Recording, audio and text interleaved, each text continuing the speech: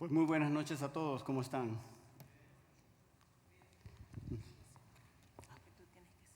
sé. Ok. Gracias a Dios tenemos ayuda idónea que me ayuda a que no se me olviden las cosas importantes, ¿verdad? Esta noche vamos a tener algo muy diferente porque aunque vamos a hablar mucho de la Biblia, no vamos a ver muchos textos de la Biblia porque no vamos a tener tiempo de hacerlo. Estaríamos aquí hasta como las 3 de la mañana. Pero sí quiero empezar invitándoles a que busquen 1 de Timoteo capítulo 3, un versículo que realmente hasta hace relativamente poco yo no veía la profundidad de lo que nos dice la Escritura en ese pasaje. En 1 de Timoteo capítulo 3, versículo 14, tenemos este pasaje que el apóstol Pablo escribe a Timoteo, su discípulo. Le dice 1 Timoteo 3:14, esto te escribo, aunque tengo la esperanza de ir pronto a verte, para que si tardo, sepas cómo debes conducirte en la casa de Dios, que es la iglesia del Dios viviente, columna y baluarte de la verdad.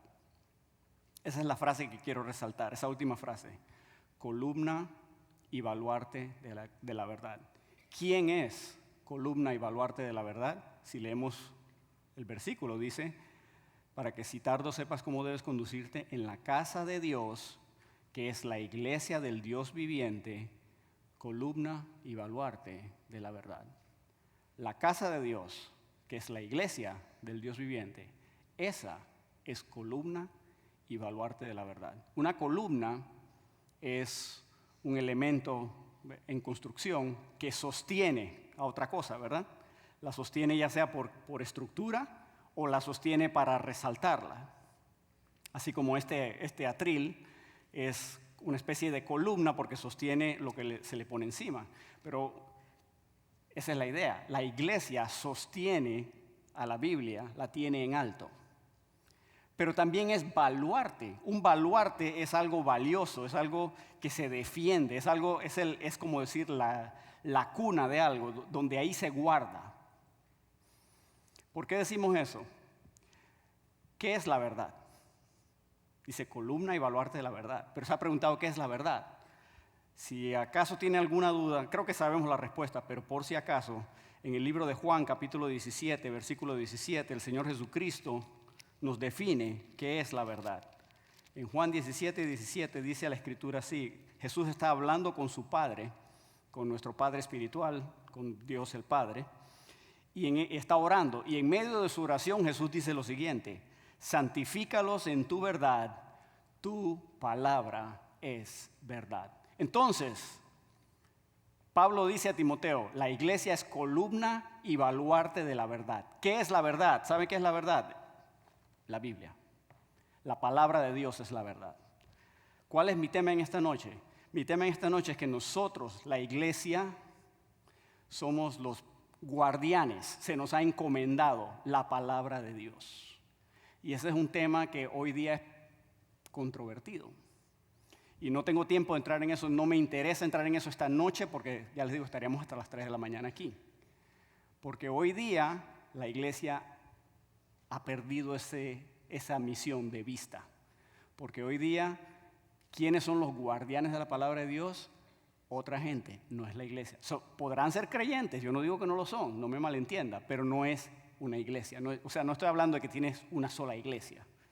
No es esta iglesia, es todo el cuerpo de Cristo.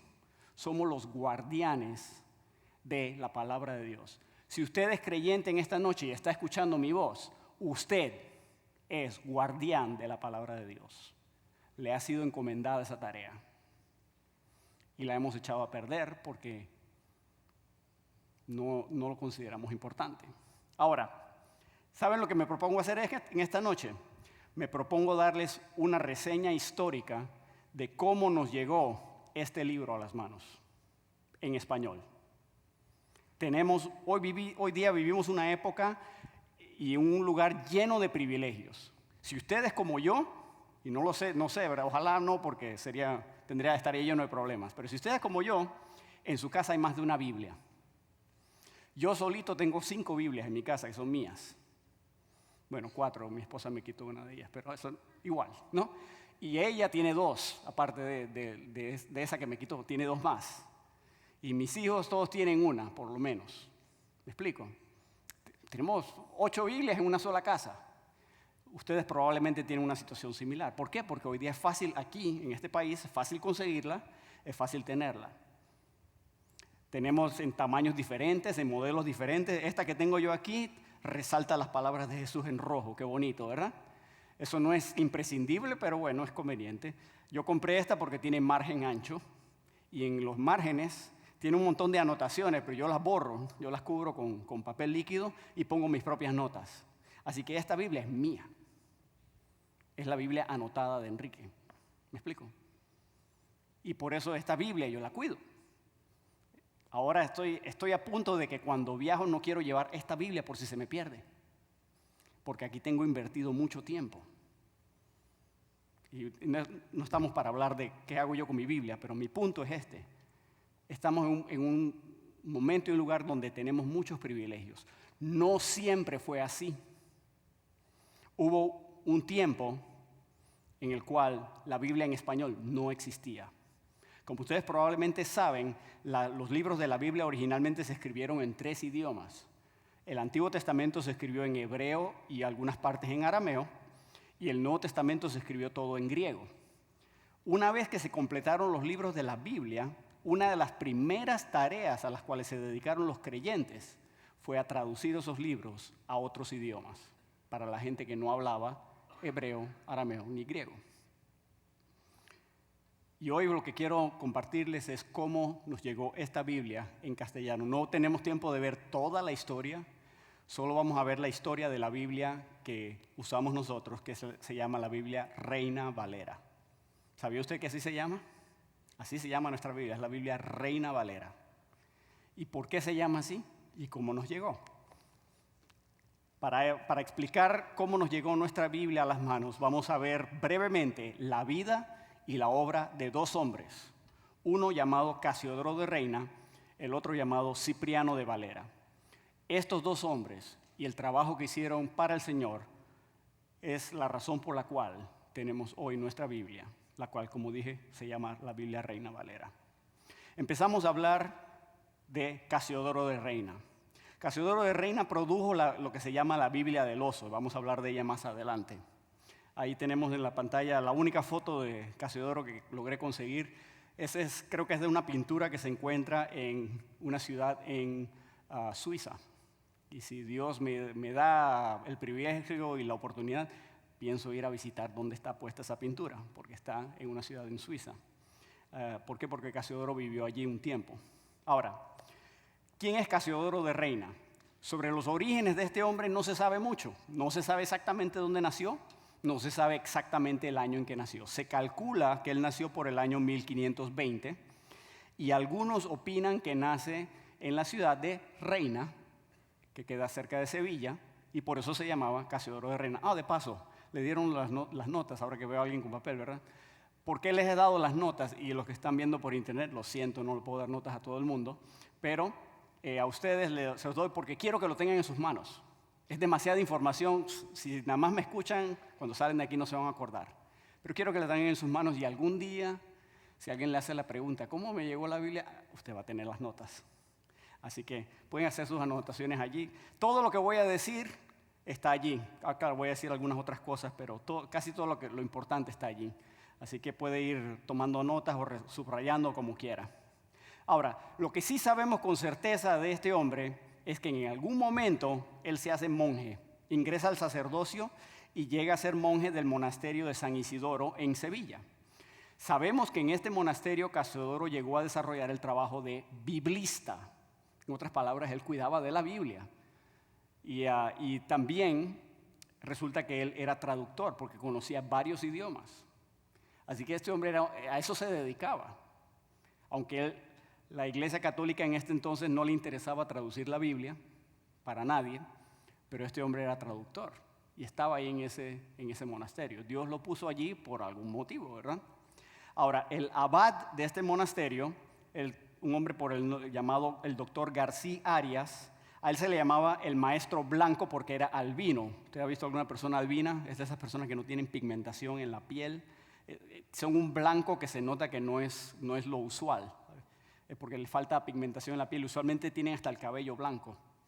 Entonces el doctor García Arias, el maestro blanco, no sabemos cómo exactamente, pero él recibe a Cristo como Salvador. Y él inicia una serie de estudios bíblicos ahí en el monasterio de San Isidoro y hay un despertar espiritual en ese lugar. Hay como un avivamiento entre los monjes. Y parte de ese avivamiento espiritual, ahí participan Casiodoro de Reina junto con Cipriano de Valera y otros más. Al estar allí, estas personas se dan cuenta, mira, nosotros somos monjes y todo, pero necesitamos recibir a Cristo. No hemos conocido al Señor como Salvador. Así que ellos se convierten a Cristo y se involucran en predicar la palabra de Dios y aún en distribuir unos nuevos testamentos que otro hombre llamado Juan Pérez de Pineda había traducido. Se involucran en ese monasterio, en esas actividades. Claro, esas actividades eran ilegales en aquel entonces, porque en ese entonces existía lo que se llamaba la Santa Inquisición. Y de alguna forma ellos se enteran, porque en 1557 el gobierno llega a investigar las actividades desarrolladas en ese monasterio. 11 monjes de ese monasterio deciden hay que escapar de aquí porque si no nos linchan. Y tenían toda la razón. Entre esos 11 que escapan, ahí va Casiodoro de Reina. Luego veremos que Cipriano de Valera también va en esa vuelta. Como resultado de esa investigación, 22 monjes fueron condenados por la Inquisición, acusados de ser luteranos. Eso me causa un poquito de gracia porque ninguno de ellos conocía a Martín Lutero ni había ido jamás a una iglesia luterana, pero esa era la acusación común de aquel entonces. Y esto es otro tema, ¿verdad? Pero es interesante, cuando queremos condenar a una persona de partida, siempre le damos un nombre. Siempre hay un nombre, ¿verdad? Antes, nosotros, en Latinoamérica, nosotros los que éramos cristianos evangélicos, nos tenían toda clase de sobrenombres, ¿verdad? Y con ese sobrenombre nos condenaban, que si era el nombre Aleluya o Salvacuatro o como sea, ¿verdad? Ese nombre era como una condena social, ¿me explico? Y no quiero entrar en mucha controversia, pero hoy día lo hacemos con los musulmanes, ¿verdad? Que decimos, terrorista musulmán y ya, se dijo todo, está condenado ya de partida. El ser humano es así. El ser humano es así. En aquel entonces la acusación era luterano. Con decir luterano, ya, no hay más nada que decir. Es luterano, va para la hoguera. Y eso fue lo que pasó. Los que fueron apresados, de esos 22 no los agarraron a todos, pero los que fueron apresados fueron quemados vivos. Esa era la condena. Tú eras luterano, aunque no fuera luterano, te acusaban de luterano, iba para la hoguera. ¿Qué pasó? Algunos que no los apresaron fueron quemados en efigie. ¿Qué significa eso? Que hacían un muñeco, no sé si de madera o de tela o de qué, esa era la efigie y esa representaba al individuo y lo quemaban. Porque, y no hay ganas de criticar a nadie, pero usted sabe, esta gente era tan supersticiosa que creían que si quemaban al individuo, ¿verdad? Como se vuelve cenizas, no puede resucitar. Eso es lo que creían. Digo, el cuerpo se deshace, ¿no? Dios nos puede resucitar aunque no quede nada de nosotros. Dios nos resucita porque vamos a tener cuerpo nuevo. Pero esta gente era tan supersticiosa que decían, si los quemamos, ni Dios lo puede resucitar. Entonces, ¿qué hacían? Bueno, no agarramos a Casiodoro de Reina, pero vamos a hacer un muñeco con su nombre y lo quemamos y entonces está condenado. Nadie lo salva, porque ellos pensaban, ¿verdad? Si la iglesia católica te condena, no tienes salvación. Eso era lo que ellos creían. Pero bueno, ese es otro tema, ya les digo. Por eso hay tanto detalle que podríamos estacionarnos en cada uno de estos puntos por un buen rato. Seguimos. Como dije, 11 monjes logran escapar. Uno de ellos, Casiodoro de Reina. Casiodoro huye inicialmente a la ciudad de Ginebra, en Suiza. Y allí se une a una de las congregaciones de españoles que existía allí. Pero ahí en Suiza había la iglesia que imperaba allí, se puede decir, era la iglesia calvinista. Pero esa iglesia en realidad tenía mucho parecido a la iglesia católica romana. ¿Por qué? Porque Calvino, al igual que la iglesia católica, quemaba a sus herejes. Y Calvino era protestante, ¿no? Supuestamente, ¿no? Bueno, lo es, yo no digo que no lo era. ¿Y qué pasó? Ahí en Ginebra, Calvino ejecutó a un hombre llamado Miguel Servet en la hoguera, que era un médico. Lo ejecutó por acusarlo de hereje. Y Casiodoro dice, ¿saben qué? Esto está igual que la Inquisición, mejor me voy de aquí. Así que él se sale de Ginebra, viaja a Frankfurt y ahí se afilió a una iglesia de lengua francesa. ¿Qué resulta? Cuando Isabel I de Inglaterra sube al trono, Casiodoro aprovecha esa oportunidad porque Isabel I era amistosa o amigable, abierta a los evangélicos. Ella entonces, a Casiodoro dice, voy a aprovechar esa oportunidad, y él se traslada a Inglaterra, junto con un grupo de españoles cristianos que incluía a Cipriano de Valera. Y allí en Inglaterra, Casiodoro llega a pastorear una iglesia de refugiados españoles. La reina Isabel incluso, cuando se entera de que la pasión de Casiodoro era traducir la Biblia al castellano, la reina Isabel le otorga un salario a Casiodoro. Y le dice, yo te voy a mantener, te doy un salario para que tú pastorees y tengas tiempo de traducir la Biblia al español. Entonces, él empieza a trabajar en eso. Y para la traducción del Antiguo Testamento, Casiodoro se basó en el texto masorético hebreo y utilizó la edición de Blomberg, que salió en 1525. Así que él tenía el texto que guardaron los escribas judíos, que se llama el texto masorético. Él tuvo acceso a ese texto y empezó a traducir la Biblia.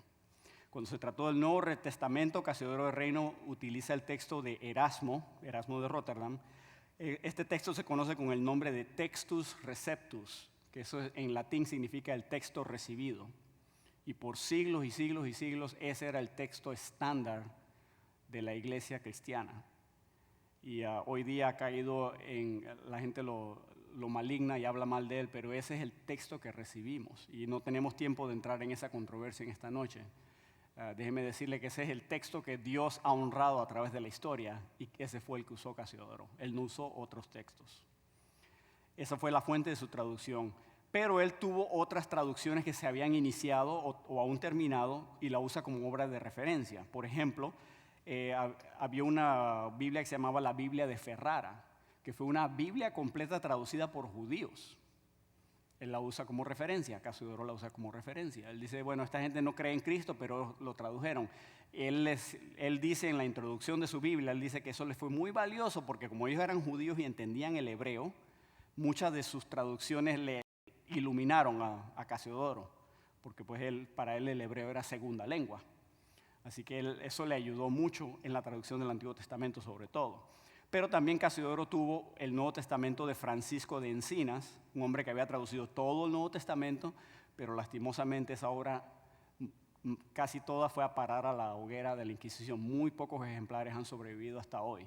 Gracias a Dios han sobrevivido algunos, pero muy pocos. También él tenía a la mano el Nuevo Testamento de Juan Pérez de Pineda, y ese Nuevo Testamento fue uno que empezó a circular porque este doctor Juan Pérez de Pineda lo tradujo y él logró meterlo de contrabando a España, y de repente había muchas copias en España y la Inquisición estuvo persiguiendo. Otra gran historia que no tenemos tiempo de ver en esta noche, pero ahí Casiodoro utilizó esa obra. Y de hecho, si uno tiene una copia de ese Nuevo Testamento y la compara con nuestra Biblia, va a ver que hay mucho parecido. Mucho parecido. Él no la copió, no la calcó, pero se observa que Casiodoro de Reina, esa era la que leía. ¿Me explico? Porque el parecido es tanto, y ustedes van a ver otra cosa que les voy a mencionar en un momento de cuánto la conocía. Y él hasta usa la Vulgata Católica, que era la Biblia estándar católica, la usa como referencia, pero casi siempre la usa para demostrar que aquí se equivocaron, eso no está bien traducido, así es como debiera ser. Así que eso es lo que Casiodoro de Reina tiene para trabajar. Ahora, ¿qué sucede? La Iglesia Católica, y no es que yo le quiera tirar piedras a la Iglesia Católica, no me malentienda, pero esto es historia. A la Iglesia Católica eso era, imagínense que usted tuviera un clavo en la suela del zapato que le está atravesando y le está apoyando el pie. ¿Cómo camina uno? Bien incómodo.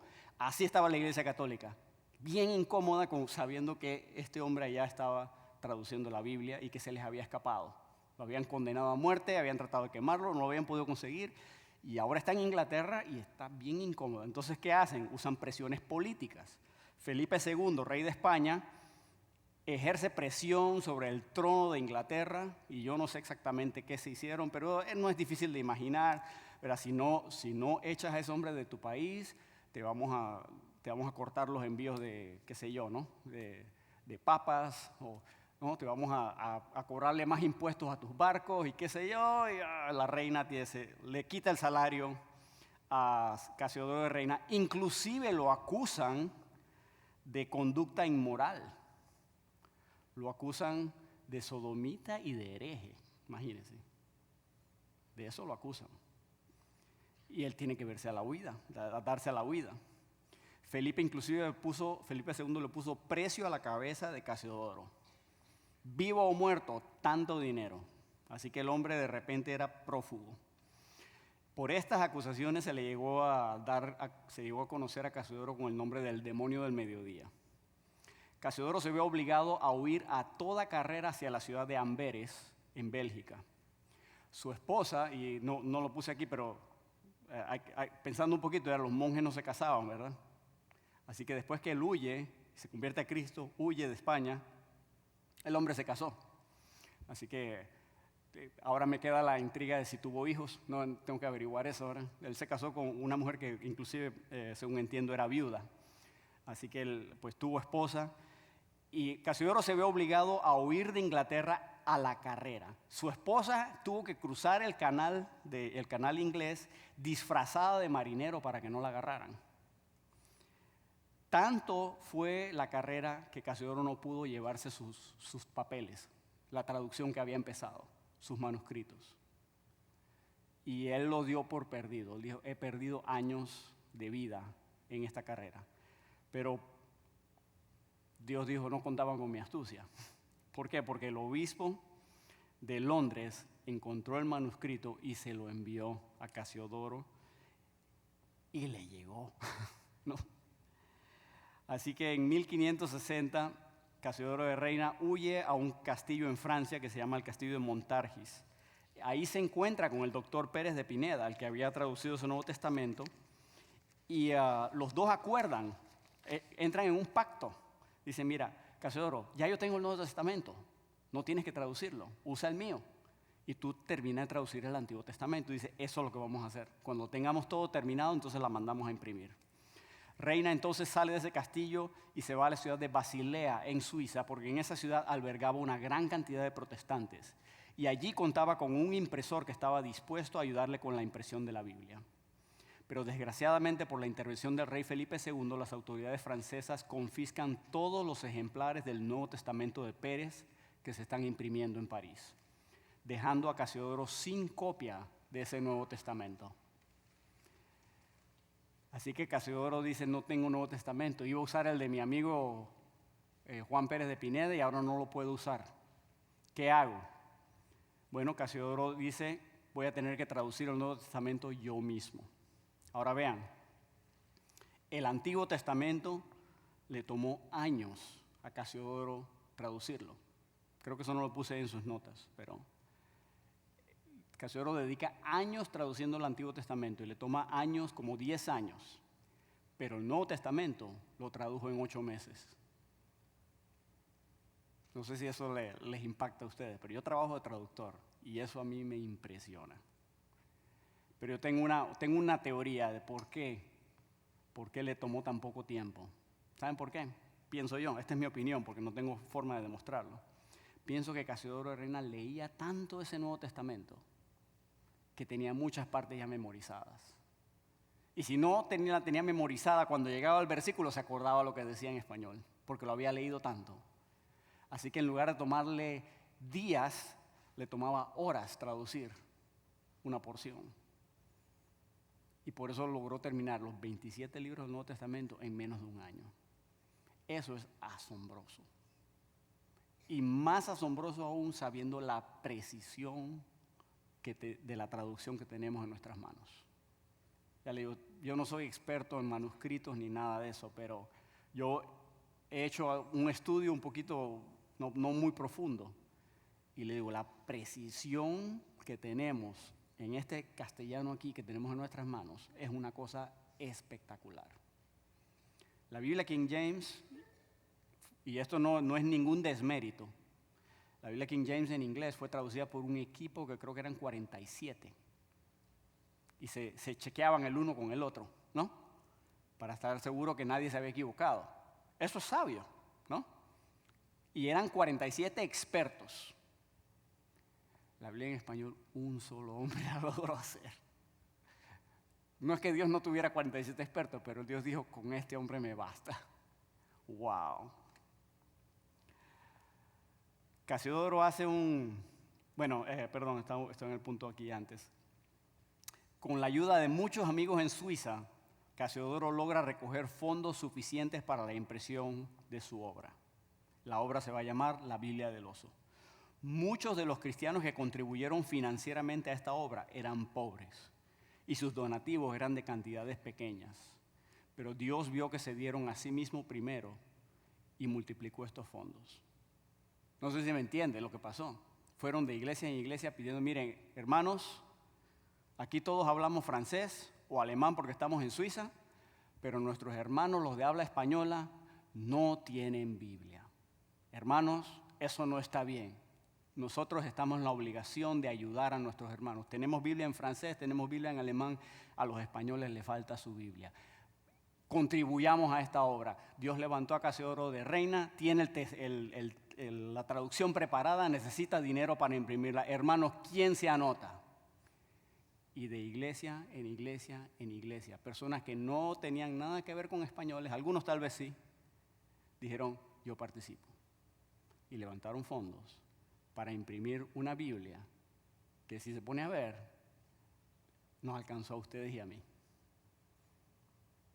Esto fue en 1500 y resto. Y lo que ellos hicieron en aquel entonces, hasta el día de hoy nos está bendiciendo. Esas son las cosas que hace Dios. No tenemos los nombres de esos héroes, pero son héroes de la fe. ¿Dicen amén? ¿Ah? ¿Dicen amén?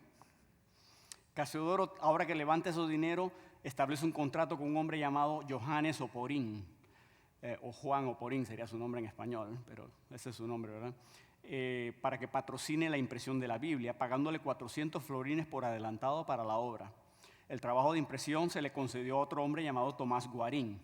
Sin embargo, trágicamente, este hombre Oporín muere inesperadamente el 6 de julio de 1568, dejando una gran deuda. Y sus acreedores reclaman todos sus fondos como pago. Esto deja al impresor Guarín sin medios para continuar con la impresión. Casiodoro se presenta ante el consejo de la ciudad explicando que si ese dinero no se usa para el propósito que tenía, entonces Guarín no podía continuar la obra. Y él les pidió, tengan misericordia, esto es para la impresión de una Biblia. Y al parecer, la alcaldía accedió a la petición de Casiodoro. ¿Por qué? Porque la Biblia se imprimió. Dios lo acompañó y la Biblia se imprimió. Por otro lado, cuando Juan Pérez de Pineda muere, deja un dinero para la obra de impresión de la Biblia que formaría Casiodoro.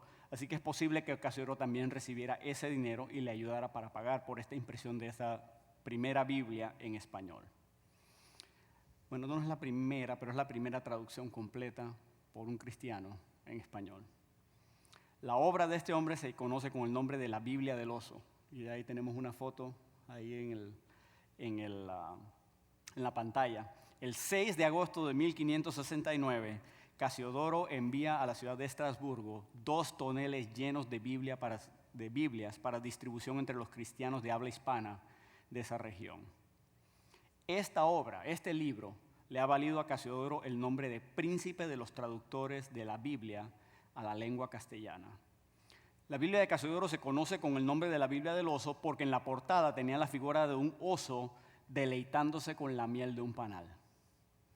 Y por eso se conoce con ese nombre. Creo que tengo en la siguiente diapositiva tengo un acercamiento del oso para que lo vean con más claridad. Esta obra, saben, contribuyó al enriquecimiento del idioma castellano en su forma moderna. Saben que Casiodoro prácticamente inventó algunas palabras. Por ejemplo, la palabra reptil no existía. La inventó Casiodoro de Reina. La palabra escultura no existía. Digo, la raíz viene del latín y todo eso, y yo entiendo, pero nadie la había usado en español. Casiodoro de Reina es el primero que la usa. Déjenme mostrarle algo de su Biblia. Y esto es algo que me gusta mostrarlo porque es algo que poca gente observa, creo. Busquen por favor Primera de Pedro, capítulo 2. Primera de Pedro, capítulo 1, perdón. Capítulo 1. Y quiero que vean algo, vean el versículo, vamos a leer, nada más por leer un par de versículos, vamos a leer desde el versículo 22, pero ese no es el que quiero que vean el 24, pero para ver el hilo de lo que está diciendo Pedro. Primera de Pedro 1:22 dice, habiendo purificado vuestras almas por la obediencia a la verdad mediante el Espíritu para el amor fraternal no fingido, amaos unos a otros entrañablemente de corazón puro, siendo renacidos no de simiente corruptible, sino de incorruptible por la palabra de Dios, que vive y permanece para siempre. Y vea el versículo que viene, porque toda carne es como hierba y toda la gloria del hombre como flor de la hierba. Vea estas palabras con cuidado. La hierba se seca y la flor se cae, mas la palabra del Señor permanece para siempre. Seguro ha leído eso alguna vez antes.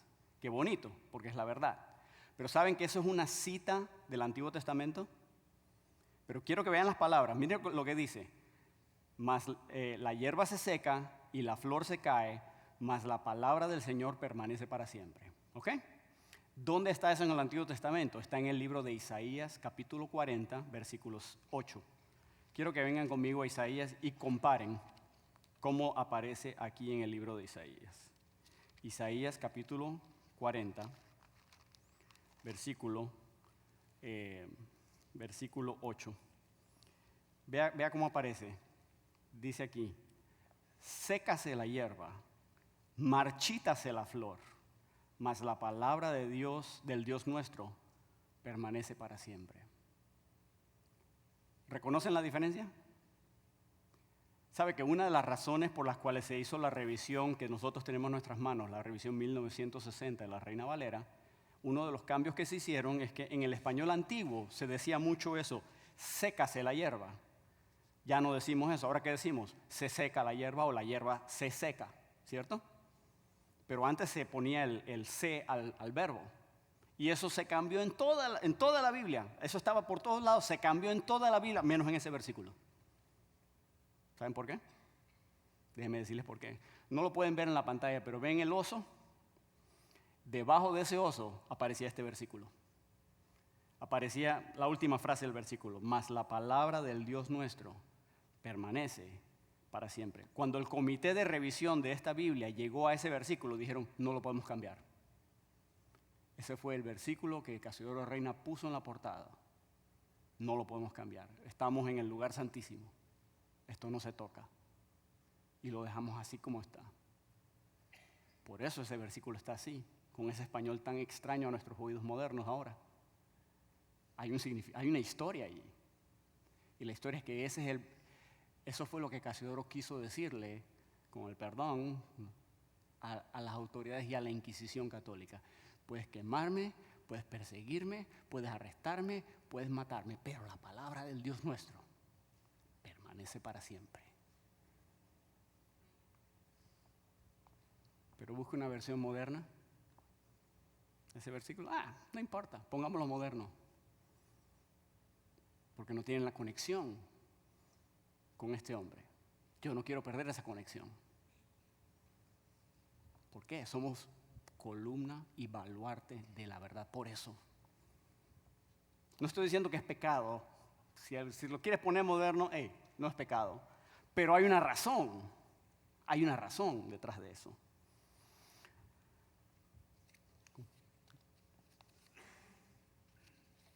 Decíamos que la Biblia contribuyó a establecer el español en su forma moderna. Esta Biblia, la Biblia del oso, fue como un fuego abrasador que consumió los corazones y mentes de cristianos inconversos de habla hispana en el siglo XVII. Esta Biblia fue tan impactante que aún los traductores de la Biblia King James tuvieron en sus manos una copia para referencia. Podían comparar y decir, vamos a ver si estamos traduciéndolo bien. ¿Cómo lo hizo Casiodoro? A ver. Ok.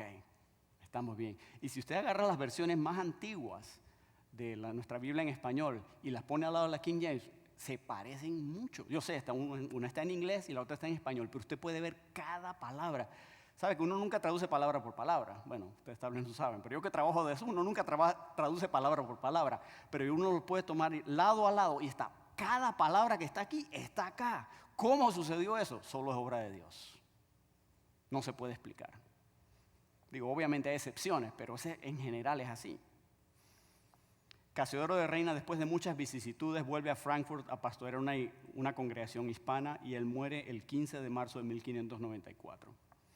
A este hombre le debemos nuestra Biblia en castellano. Él es un verdadero héroe de la fe, un hombre impaciente por transmitir el mensaje bíblico a los pueblos de habla hispana en su propio idioma. Él sacó la Biblia del oso, pero ahí no terminó lo que Dios estaba haciendo. ¿Por qué? Vamos a hablar de otro hombre llamado Cipriano de Valera. Cipriano de Valera nace por ahí por el año de 1531, no sabemos a ciencia cierta, puede ser 1532, y no sabemos exactamente el año de su muerte. Pero él también se hace monje en su juventud y se une al monasterio de San Isidoro de Sevilla, el mismo monasterio de Casiodoro. Estando allí en ese monasterio de San Isidoro, Cipriano obedece al Evangelio y recibe a Cristo como Salvador por la predicación del doctor Constantino de la Fuente y del doctor Egidio.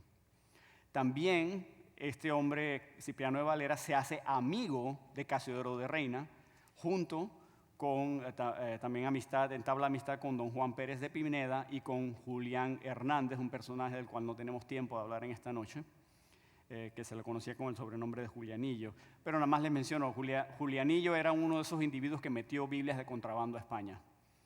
Y eso es lo que él hizo con su vida y finalmente Julianillo fue apresado y fue llevado a la hoguera por la Inquisición por el gran crimen de meter Biblias a España.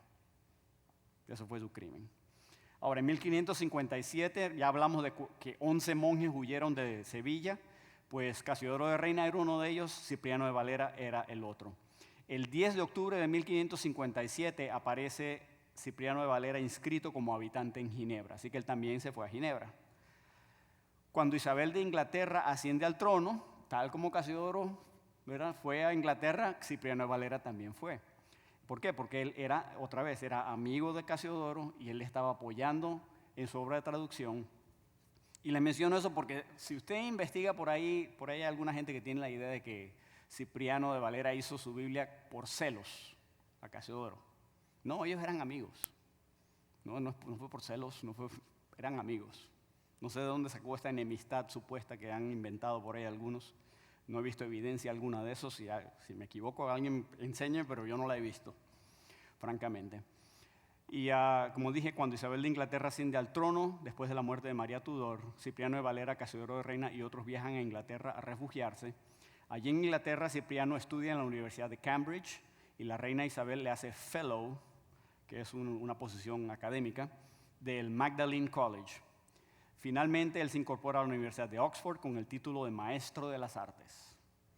Otra vez, esta era gente estudiada, curiosamente, ¿no? Muy estudiada.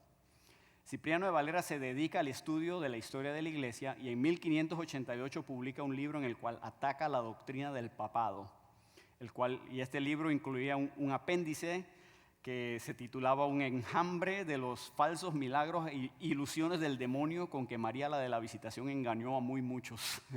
Yo creo que no ganó muchos amigos con ese libro, ¿verdad? Pero básicamente él en ese libro atacaba la doctrina de que el papado había sido una línea continua de papas desde los tiempos de Cristo hasta nuestros días y todo eso. Él decía, no, aquí hay evidencia histórica de que no es así. Y es verdad, hay evidencia histórica de que así no es, pero eso es otro tema. Otra de las cosas que hizo este Cipriano fue que él tradujo los Institutos de Calvino, que es una obra conocida de Juan Calvino. ¿Y qué sucede? Después de que se publica la Biblia del Oso, unos años después, Cipriano de Valera toma la Biblia del Oso y dedica 20 años de su vida a revisar la obra de Casiodoro de Reina. Cipriano escribe en la introducción de su Biblia, él escribe esto: de manera que he empleado 20 años en ella, todo el cual trabajo doy por muy bien empleado. Mi intento ha sido servir a mi Dios y hacer bien a mi nación. Cipriano de Valera, porque conocía personalmente a Casiodoro, él viene con una misma filosofía hacia la Biblia. Y su filosofía es: queremos transmitir el mensaje bíblico al pueblo de habla hispana. A él no le interesaba enseñar religión, él quería enseñar el mensaje bíblico. Cipriano no corrige la Biblia del oso. Hay alguna gente que dice que eso fue lo que hizo. Él corrigió los errores. No. Él no corrige la Biblia del oso. Él solo cambia la forma de escribir algunos vocablos, pule el estilo un tanto, pero no altera el significado y no le quita ni le añade palabras al texto.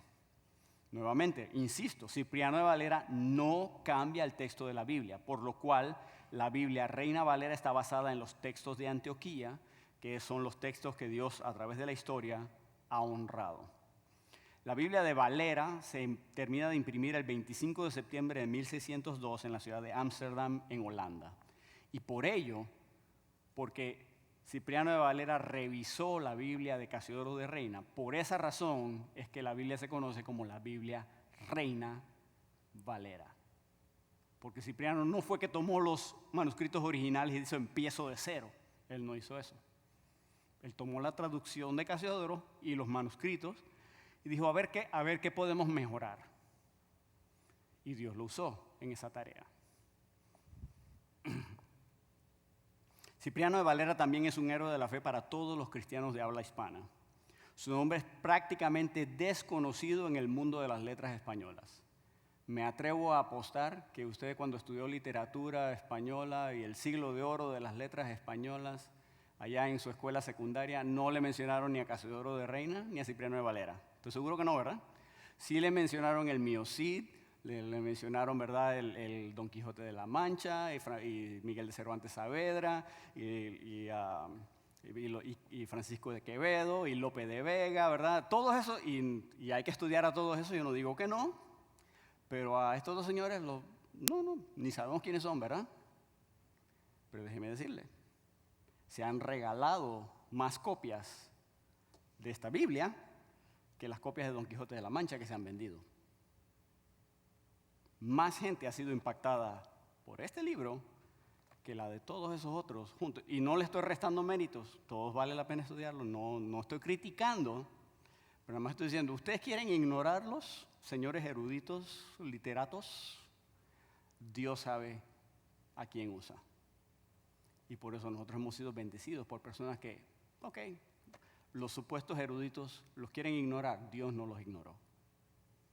¿Cuál fue el corazón de estos dos hombres? Queremos que la gente tenga la Biblia en su propio idioma. Esa era su misión, ese era el fuego que ardía en sus pechos, era eso. A pesar de que los entendidos no toman en cuenta a Casiodoro de Reina ni a Cipriano de Valera en sus estudios, como les digo, se han regalado más copias de la Biblia, Reina Valera, que las copias de Don Quijote que se hayan vendido. Y esta Biblia ha impactado a más gente que todos los demás escritores españoles juntos. Y que alguien me refute eso. Casiodoro de Reina y Cipriano de Valera sacrificaron lo que tenían en su vida, empezando por su carrera de monjes, por la seguridad personal, por el derecho de andar libremente donde quisieran. Todo eso estuvieron dispuestos a sacrificarlo.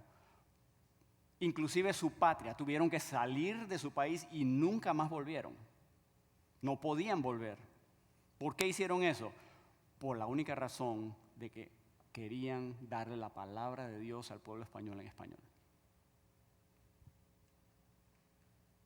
Dios puso en su corazón el deseo incontenible de verter la palabra de Dios en el idioma de su pueblo, para que los españoles pudieran tener la Biblia en su propio idioma.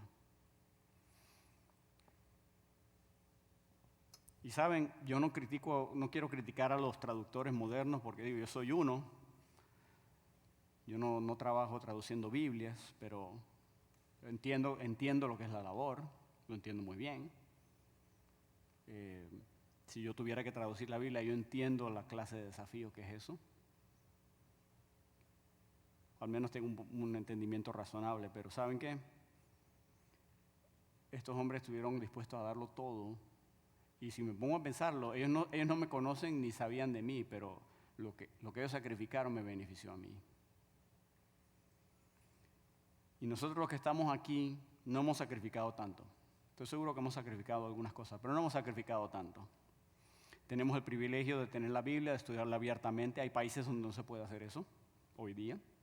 Hemos aprendido mucho de la Biblia. Hay países donde no se puede enseñar la Biblia. ¿Sabe que hay aproximadamente 2.100 idiomas en pleno siglo XXI que no tienen ni un solo versículo de la Biblia en su propio idioma? Hace menos de 20 años, una pareja de misioneras europeas, pero radicadas en Panamá, tradujeron el Nuevo Testamento a un idioma indígena. ¿Sabe que ese Nuevo Testamento fue la primera obra en la historia escrita en ese idioma indígena? Porque ellos no tenían escritura. Así que estas dos señoras europeas, por el deseo de que ellos tengan la Biblia, inventaron un sistema de escritura para el idioma, un alfabeto. Bueno, usan nuestras letras, ¿no? Pero se pronuncia diferente, y formaron las palabras. Y les han enseñado a leer y a escribir a miembros de esta tribu usando el Nuevo Testamento. Han invertido no sé cuántas décadas de su vida. Están en Panamá y las conocemos personalmente. Yo veo a personas así, yo me siento así chiquitito. Esta gente que ha sacrificado. ¿Saben? Aquí en nuestra iglesia estamos a punto de iniciar, este mes que entra en una semana y algo, vamos a iniciar una nueva serie donde nuestro pastor principal va a empezar a hablar de este tema. Y estamos empezando una campaña, y me adelanto un poquito, pero está en nuestra página web si la quiere ver allí, donde un proyecto donde vamos a levantar fondos para una traducción de la Biblia, para que por lo menos en un idioma haya, aunque sea el Nuevo Testamento, en ese idioma. Y usted puede hoy día, si quiere, contribuir y comprar para la traducción de un versículo en Lucas. Y ni siquiera sale caro. Y lo que les quiero compartir en esta noche es: nosotros somos columna y baluarte de la verdad. Casiodoro de Reina y Cipriano de Valera tomaron eso en serio. Y dijeron, yo tengo la palabra de Dios porque yo puedo leer estos idiomas. Pero ¿y qué de mis compatriotas? ¿Y qué de otra gente? Yo puedo hacer algo al respecto, y lo hicieron. Ustedes y yo tenemos la oportunidad de hacer algo monumental al unirnos a este proyecto. Y no es que le quiera hacer propaganda al proyecto. Siempre debemos estar involucrados en algo que transmita la Biblia. Pero tenemos una oportunidad de impactar a generaciones y generaciones y generaciones, que si el Señor tarda su venida, pueden pasar 100 años y todavía vamos a tener impacto. Imagínense qué inversión espiritual es esa. Hermanos y hermanas, no dejemos caer la palabra del Señor. Somos columna y baluarte de la verdad. Aprovechémoslo. En los días de Casiodoro, cristianos en Suiza unieron sus esfuerzos para pagar por la impresión de la Biblia del oso. El Señor los usó para bendecirnos a nosotros, los que hablamos español. Nosotros para ellos éramos un pueblo lejano en tiempo y distancia. Pero hoy el turno es nuestro. Hoy yo tengo la oportunidad de hacer algo similar. Podemos contribuir para que un pueblo lejano, un pueblo en África, que yo no conozco a nadie de allí, probablemente nunca los conoceré, pero yo puedo impactar el destino espiritual de personas en ese lugar. ¿Qué tal si nos unimos a eso? Oremos. Padre Celestial, en esta noche te damos gracias, Señor, porque tu palabra, Padre, es tan potente y tan poderosa, Señor, que a través de los siglos, Señor, tal como puso Casiodoro en aquella Biblia del oso, permanece para siempre tu palabra. Y Padre, en esta noche te damos gracias porque tú levantaste a hombres como Casiodoro y como Cipriano, quienes, Señor, lo dieron todo por bendecirnos a nosotros, Señor, al darnos una Biblia que podemos leer en nuestro propio idioma y que habla nuestro corazón, Señor. Gracias, Señor. Gracias por todas las personas que tuvieron un grano de arena en esa obra, Señor. Y ahora, Padre, que nuestra iglesia se dispone a participar en algo similar, Señor. Yo te pido que tú bendigas ese esfuerzo, Señor.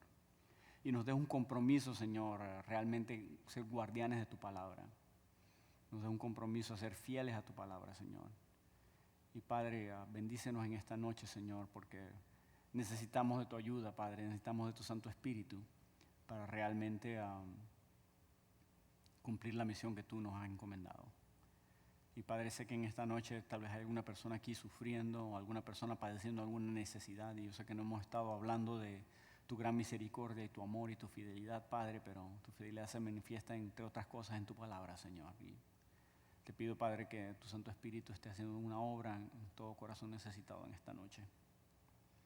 Padre, gracias otra vez por el tesoro valiosísimo, Señor, que tú has puesto en nosotros, en nuestras manos, en nuestros corazones. Y pedimos que tú nos des la conciencia y el amor por tu palabra, Señor, que ella merece. En Cristo Jesús oramos en esta noche.